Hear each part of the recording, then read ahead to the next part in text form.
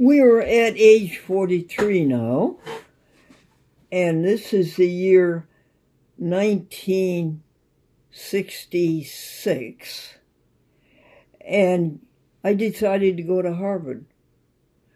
Well, you couldn't go to Harvard, honey. You had to go to Radcliffe, because in those days, Harvard was not co-ed. Well, it was Harvard summer school. And I decided to take calculus over again. And I stayed with the Campbells. Now, do you remember the Campbell? Dorothy Ann Campbell married Tristram Campbell, and Dorothy Ann Campbell was the sister of Edwin Smith. And he was the high school English teacher who really brought me into shape and made something out of me. You remember that story? Back in 1942 to 1946? And he wanted me to be a friend of his niece because she was so cloistered, and also of his nephew, her brother. Well, we became great friends, and remember we went to Old Orchard Beach together? And remember Fred Allen had the summer place next to us? Well, and did I tell you that Edwin Smith's mother, Edwin and Dorothy Ann Campbell's mother and dad, owned a candy store in White River Junction near Dartmouth College. Very wealthy territory, and they were very wealthy people. And apparently they left Edwin and Dorothy Ann quite a bit of money. And so Dorothy Ann mother was able to give up the apartment in Cambridge that was next to Harvard, and she went and paid $500,000 for a townhouse on Fayette Street, which is only 2 streets from Copley Square. You have all of that business territory of Copley Square in Boston, and then 2 streets away from it, you have these residential houses, and they are townhouses.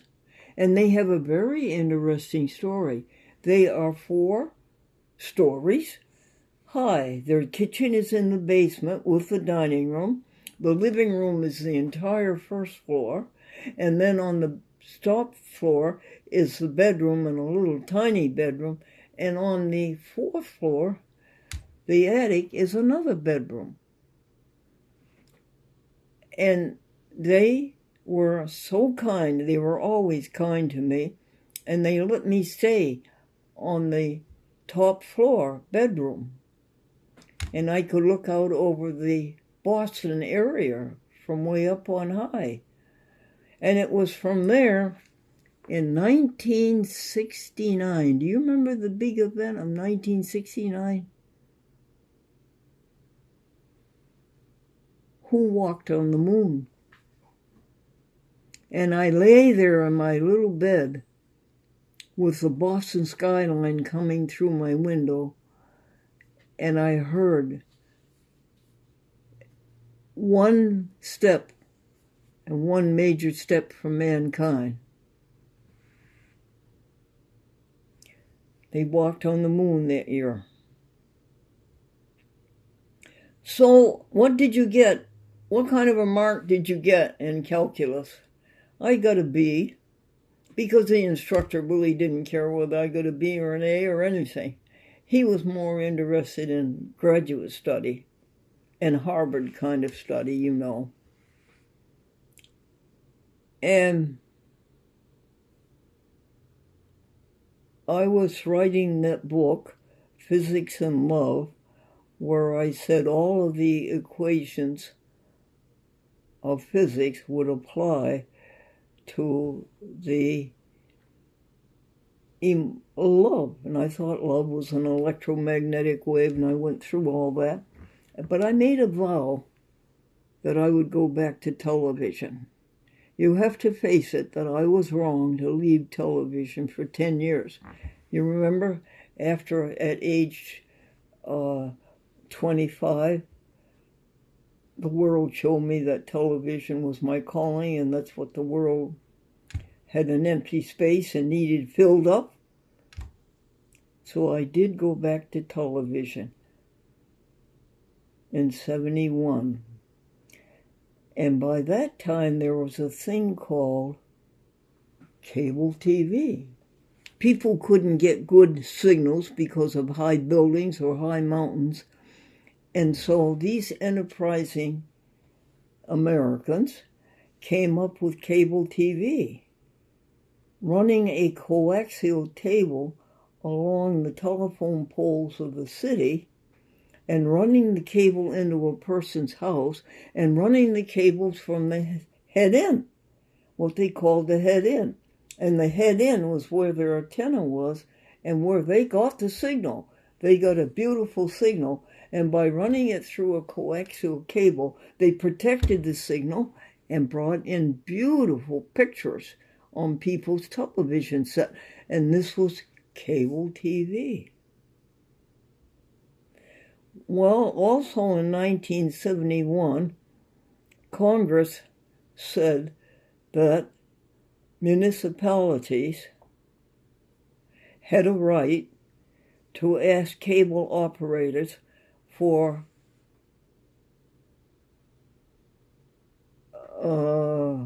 I think it was 3% of their total revenue, on the basis that these cable companies were stringing wires along the public right away. Well, that set up what we call cable TV stations. And not only that, the cable operators had to buy cameras and lighting and rent a studio, rent a building and make it a studio. And there was the birth of what you call public access TV. And let me just say now that public access TV also won the right in Congress that it could not be censored by the cable TV operator. Even though the cable TV operator had to pay for it, the cable TV operator could not take a program off of TV because the cable TV operator didn't agree with it. Well, somehow or other, I got connected with cable TV in Lackawanna. I was asked to be a guest on a program at cable TV, and I went over there, and it was a converted gas station, but they had cameras. Now, remember the WRGB cameras was this big? Well, these cameras were this big, and they had lighting, and they had taping equipment. No, they didn't. Nobody had taping equipment until 19. They had control panels, audio, and video. And you did a TV show. And it was just like a broadcast TV show, miniaturized from huge, down to little tiny. And I enjoyed being on that show. And the program director of the cable TV studio liked my performance, and he says, I'm going to ask you to do a weekly show on my cable TV station.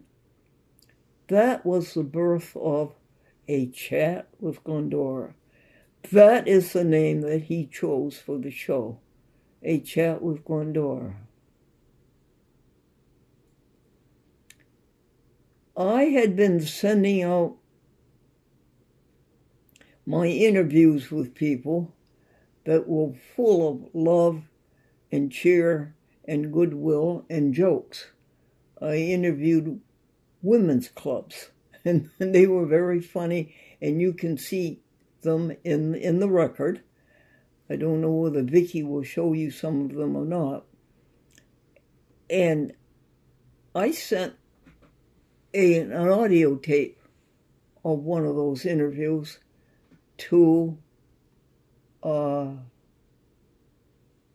what was the company that made the razors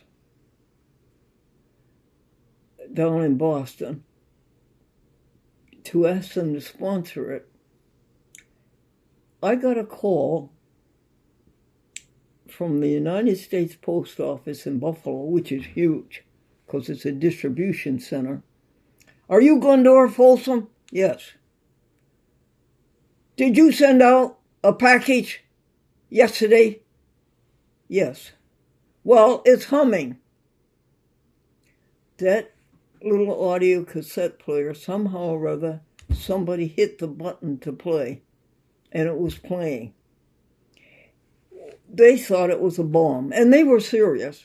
And they had every right to be serious, because just the day before, somebody had sent a bullet through the mail. The bullet, when they package open with all the postal workers, the bullet went out of the package, went up to the ceiling and ricocheted and nearly killed or hit a postal worker.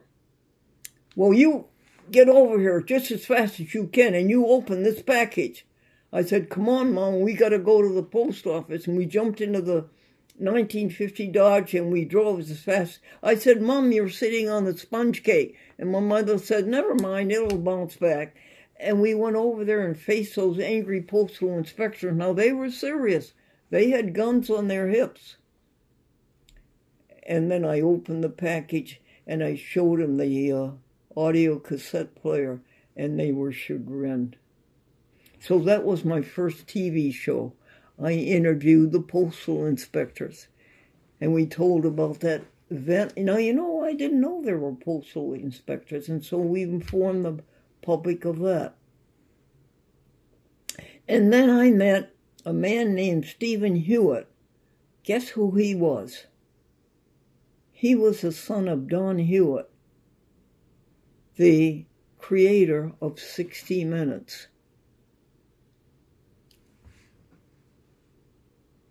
The great, big, successful TV program. Don Hewitt was a program manager for Teleprompter and previously Jamestown.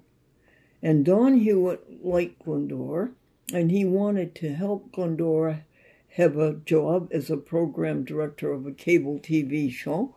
And he told a man in Jamestown, where he was leaving to go to Teleprompter, he told him to hire Glendora, and he told him in very uncertain terms.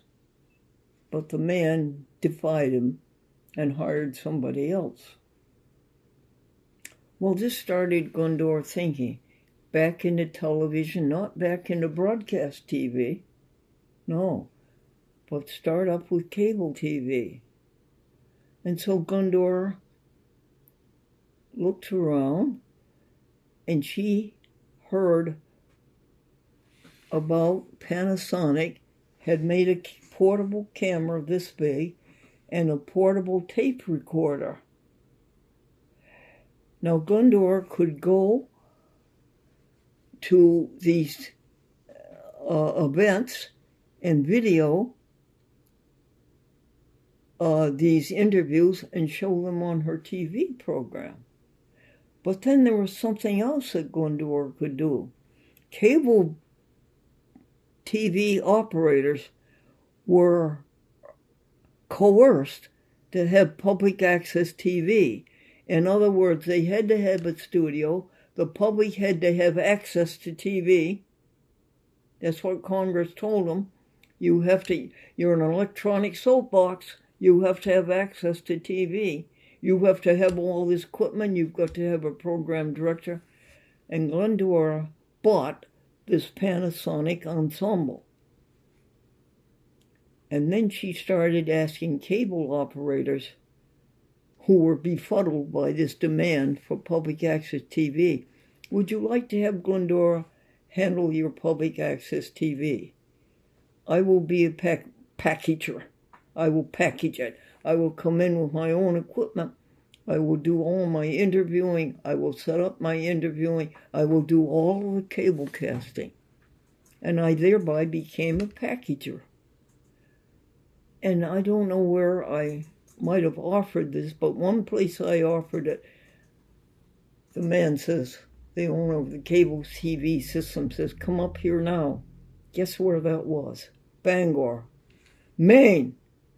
Now, it's a very long hike from Buffalo, New York to Bangor, Maine. You've got to go through Rochester, Syracuse, Utah, Albany, Springfield, Worcester, and up the Route 127, and up to Portland, and then you have to go up to Bangor. That's a very long trip. Come on, Mom, let's go.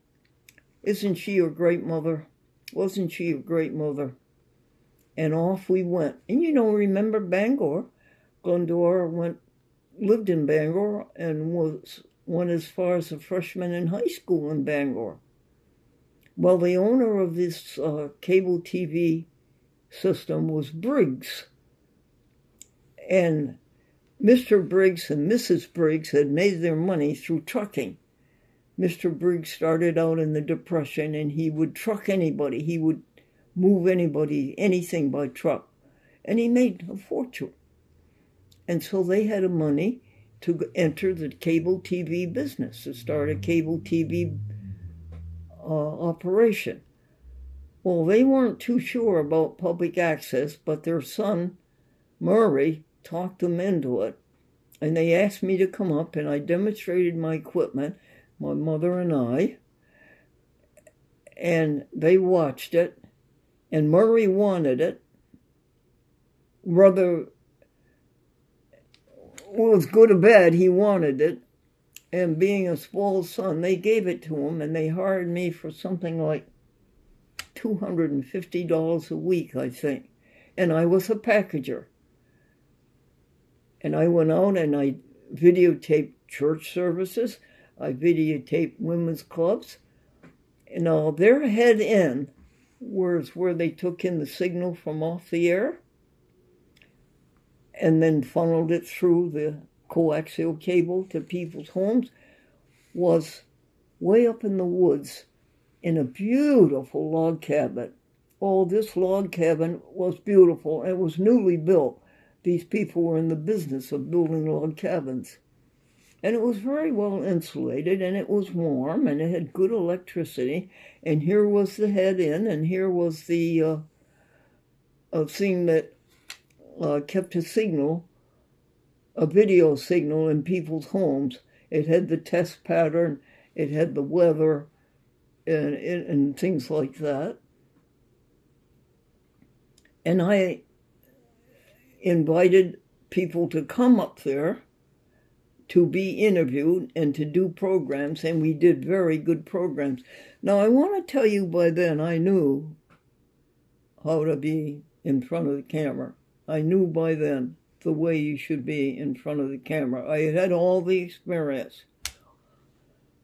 So all I needed was TV cameras to present it. And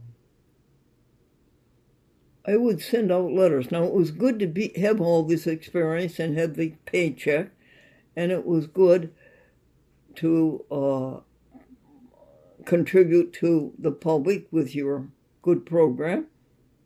But it was in Bangor, Maine, and I wanted to be on network TV, and that was in New York City. It's a long haul from Bangor, Maine to Manhattan. So I kept sending out letters, asking people if they would like to have me as their packager. And I got a return from a cable TV system in Connecticut. Ansonia, do you know where that is? Derby, do you know where that is? Shelton, Naugatuck. And this cable TV system had a dual system. They had an A trunk and a B trunk. And that meant that they had 16 channels. Oh, more than that. It was 12 channels each trunk. They had 24 channels. And the man who owned it was George Reynolds. And he had a seat on the New York Stock Exchange. He was very well-to-do, and he lived, of course, in Westport, or so many rich people lived in Connecticut. And he wrote back to me, and he called up, and he says, come down and see me. So my mother and I hopped in the car and went from Maine to Connecticut. And he liked what I had to present, and it fit his need. He didn't have to worry about public access because I would worry about it and take care of it for him. And he hired me at $375 a week. And that was fun. It was called the Naugatuck Valley. The Naugatuck River went through there. U.S. Rubber was stationed there, which later become, what did it become? U.S. Rubber changed its name. And Peter Paul, the candy bar, came from there. Oh, that was full. That's what New England was in those days. It was all manufacturers, big, big, major manufacturers. And I hired little assistants to help. And I covered the whole territory. I went out and covered every kind of event and little events that had never been covered before. And now I'm going to ask my assistant for some prompts. I forgot the jokes, didn't I? Yeah, bouquet. Mm-hmm. Thank you, little assistant. What were they? Bouquet, archaeologist, and mother tongue. I often thought it would be a good idea, folks, to marry an archaeologist. The older you got, the more interested in you he became. Bouquet? A man had been married 25 years, and he wanted to give his wife a bouquet, but he forgot what kind was her favorite flower. And she's in the kitchen, laboring away over a hot stove and doing the dishes. And he says to her, "Darling, what is your favorite flower?" And she said, "Pillsbury." Mother tongue. "Daddy, why do they call English the mother tongue?" "Daddy, because Father never gets a chance to use it." Do you have any prompts, honey? Microwave? I don't know what that refers to. Microwave. Cable TV. Okay. Manhattan public access?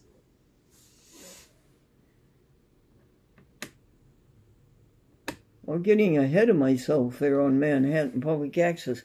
What else, dear? Okay. Women's shows in Channel 2?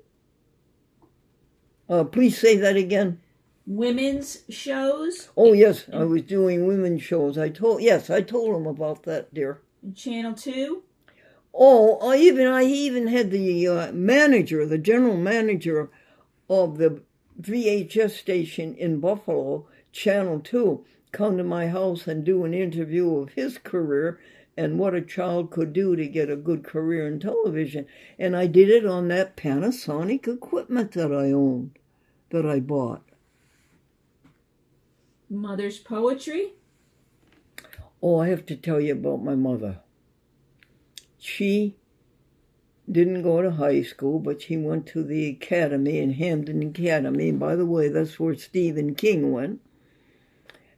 And not that they were contemporaries by any means, because she was born in 1888. And they taught the young ladies elocution.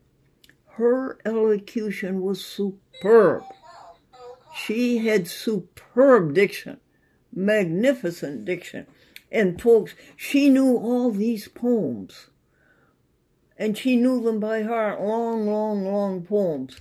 She could recite 1 Corinthians 13, the whole chapter. And she had a magnificent memory. Phenomenal. And that was my mother. And up until way into her advanced age, she could remember these poems and cite them and never miss a word on them. Isn't that marvelous? Thank you for the opportunity to tell you about my mother, Edna Folsom Leathers. Her mother's name was Kyle, and her mother's name was Vesta. Vesta, Vesta, and that's my middle name. And her daddy's name was Leathers.